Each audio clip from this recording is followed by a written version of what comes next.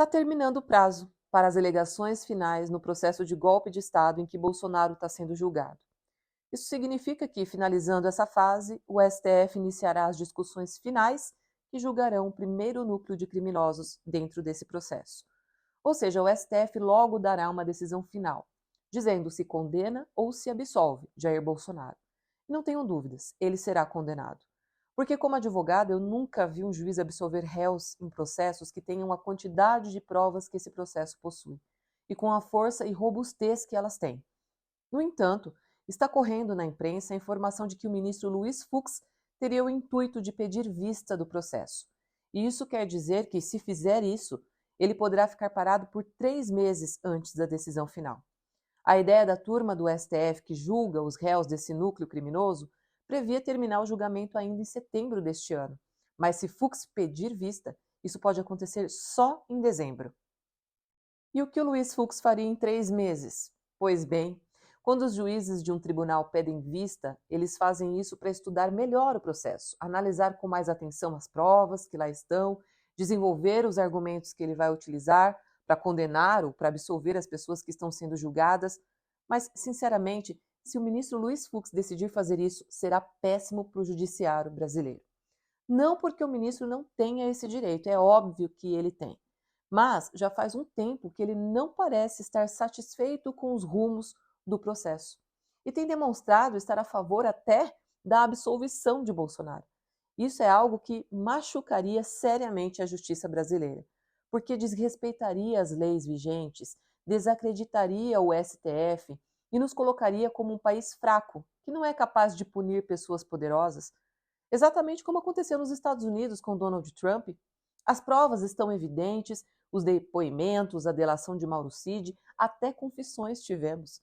Dizer então que Bolsonaro deve ser absolvido seria terrível. Ainda que fosse um só ministro dizendo isso, e ainda que isso não mudasse o destino de Jair Bolsonaro, que é a condenação.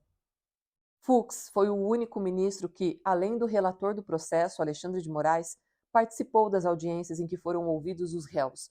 Não que ele não pudesse, mas foi uma atitude estranha, diferente do comportamento usual dos outros ministros. Fux também questionou a delação de Mauro Cid. Fez isso durante uma audiência televisionada e usou um argumento que pode gerar dúvidas para quem não entende como funcionam as delações. Ele sugeriu que Mauro Cid tivesse feito várias delações, como se ele talvez tivesse dito coisas, mudado versões e voltado atrás, quando na verdade foi apenas uma delação. Porém, uma delação com muitas informações e que por isso mesmo precisou que ele tivesse vários encontros com a Polícia Federal. Mas Fux é um ministro da Suprema Corte, sabia o que estava dizendo e sabia do impacto que poderia ter nas pessoas leigas, fãs de Bolsonaro. Fanáticas, né, na verdade. Fux ainda chegou a questionar o crime de tentativa de golpe. Mas, primeiro, não é função do juiz, no meio de um processo, questionar se é válido um crime que o legislador mesmo aprovou. E, em segundo lugar, ele questionou se haveria como um crime se consumar apenas com a tentativa. No entanto, Luiz Fux sabe que ele nem seria mais ministro de nenhum tribunal se o golpe de Estado tivesse se consumado. Dessa forma, se não julgarmos e punirmos a tentativa de golpe, não nos resta nada para julgar. E todos os criminosos sairiam impunes sempre que tentassem um golpe que não fosse bem sucedido. Fux também, e infelizmente, abriu uma polêmica quando aquela mulher que participou do dia 8 de janeiro pichou a estátua da Justiça com batom e foi punida.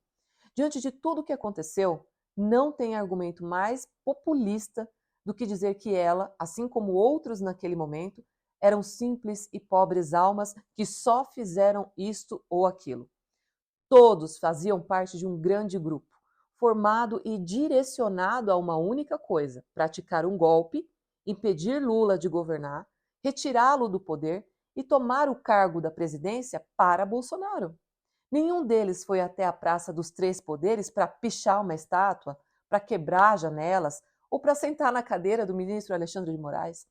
Esses atos foram apenas reflexo do desrespeito e do ódio que essa gente tem nas leis, da ordem e da moralidade.